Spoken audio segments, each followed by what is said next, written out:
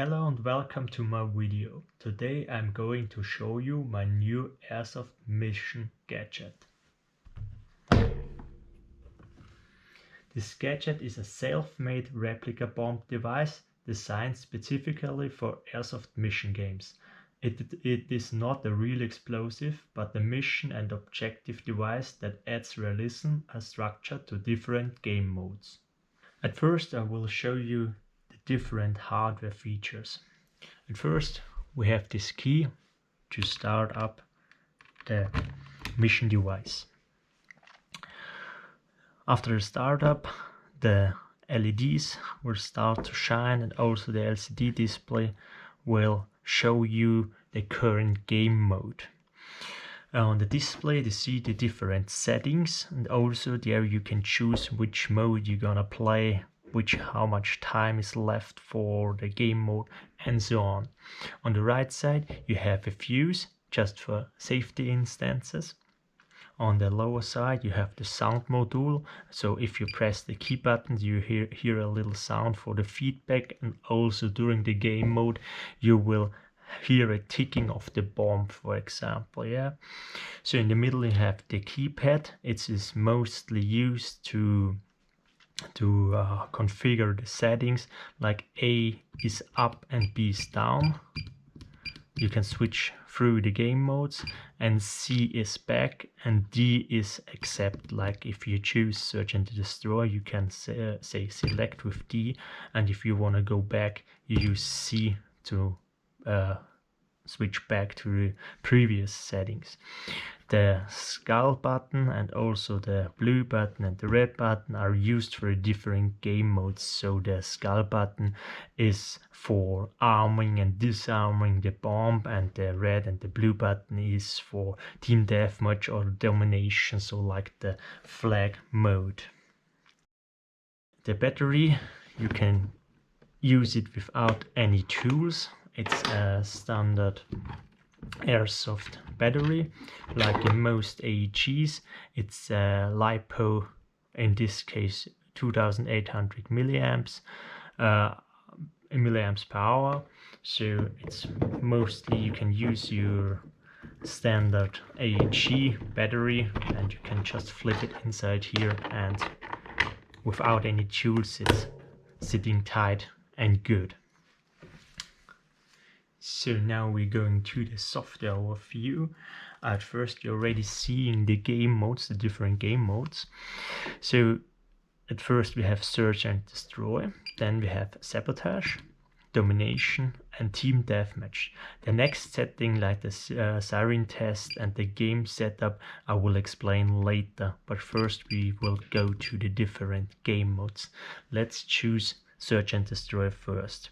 You can accept this game mode with the D key. Then you have to set up the game hours, how long you want to play. If you say it's a quick game lower than 1 hour, then you will have to choose 0 hours, and you switch to the minute settings. So if you're gonna say you will play a game with your friends about 30 minutes, you can either use A to go up or B to go down with the minutes, and that's the game time. Let's say 30 minutes now, and then you can choose the bomb time. It's how long the bomb needs to explode, or how long is the game time after you arming the bomb when the bomb explodes, and the attackers will win in this case. So let's keep with 4 minutes. Then you can set up the time which you need to arm or disarm the bomb. In my case it's 4 seconds, so let's go up to 5 seconds and hit accept. And then you can choose if you want to use the sound during the game. It's more like a ticking of the bomb, so if a player comes near the bomb, it's not only visible but also you can hear it. So let's choose yes. For now I will show you the mode without password. For the password mode you will have to choose a customized password to arm or disarm the bomb. Let's say no in this case, and then the bomb is already finished with the setup, and you can place it or give it the player to plant the bomb. And when you say you start the game, you just hit one key, and after 5 seconds the game will start. So now it is displayed the game time, the remaining time, in our case 30 minutes, and also the blue and the skull LED is blinking. In this case the blue team, I say the blue team is the defending team, is in the advantage. Yeah, so if the red team goes to the location where the bomb is, where they are able to plant the bomb, or where they have to plant the bomb, they just go there, set up the bomb, open it, and hit the arming button. So in my case, this arming would be 5 seconds. If it's interrupted, like you get hit and you have to remove your finger, it will abort. But if you're going to arm the bomb, 5 seconds in our case, the bomb is active, and the detonation time is displayed on the LCD here. And after 4 minutes the bomb would explode with a sound. It's more like a siren sound, and then the attackers have won. Now in this case, yeah, if the remaining time hits 0, the attackers have won, the bomb exploded, and the terrorists, like in Counter-Strike, win. But if the defenders get near the bomb and say disarm the bomb, like this, also when this is interrupted, yeah, so the countdown still goes down.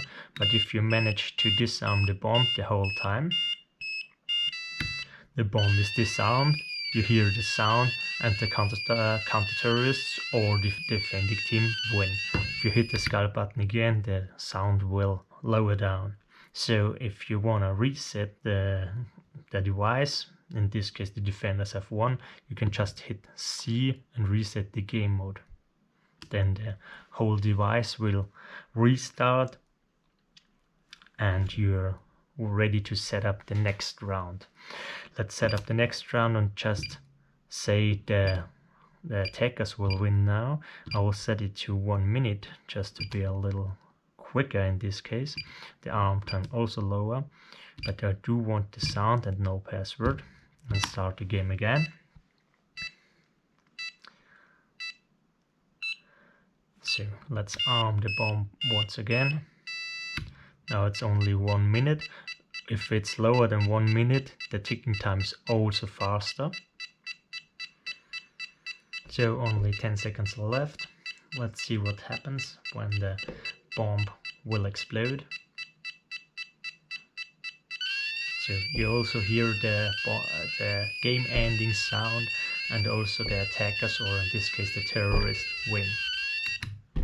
Yes, and that's it with Search and Destroy. So the next game mode would be Sabotage. It's more like the same mode like Search and Destroy, but you're able to arm and disarm the bomb more often. So if the defenders manage to disarm the bomb, the attackers also have the possibility to arm it again. So you will play the full game time if the attackers does not manage to explode the bomb. Yeah, let's go in there.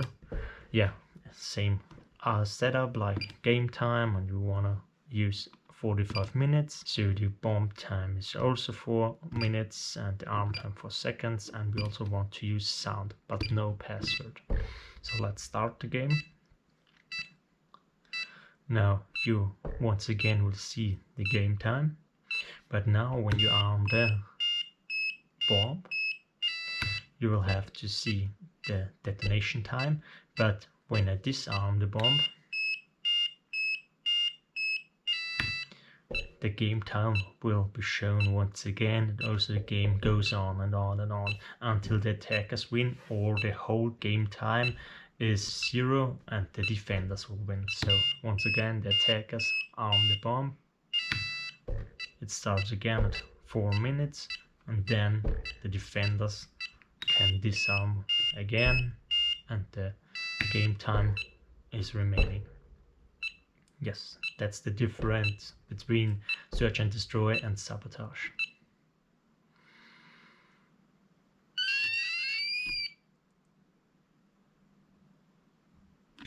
So let's go to the next game mode. It's called Domination.